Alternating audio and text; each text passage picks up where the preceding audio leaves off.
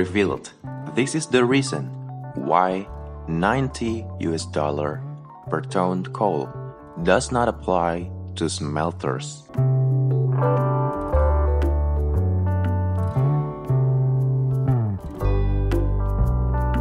The Ministry of Energy and Mineral Resources explained the reasons why metal refining and processing plants were not included in the list of industries that received a special coal prices of $90 per ton.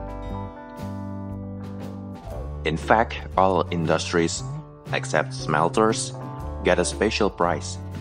The Director General of Mineral and Coal at the Ministry of Energy and Mineral Resources, Ridwan Djamaluddin, stated that the exception for smelters was because this industry had less impact on the lives of many people, in contrast to other industries, which received the special price.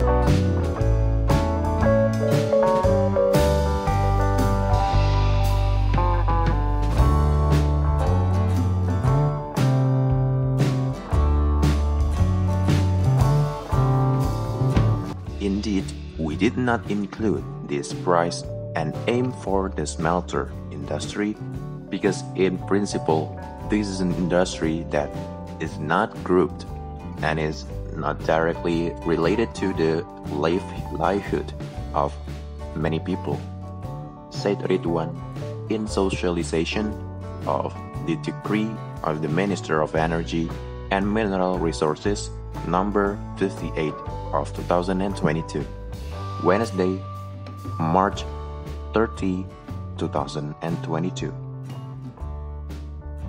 In addition, Ridwan also reasoned that the exception to the smelter industry was because the government did not want to provide industrial subsidies to take were not in line with the spirit of the free market, especially those currently being developed around the world.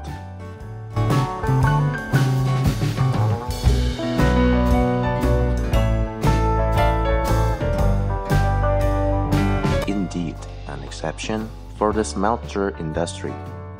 We don't mean in bad, but rather to maintain balance and also the honor of our nation internationally, he said. As is known, the Minister of Energy and Mineral Resources, Arifin Tasrif, expanded the application of the coal price to $90 per ton for all domestic industries, except the metal mineral processing and/or refining industry smelters. Previously, this price only applied to the cement and fertilizer industry.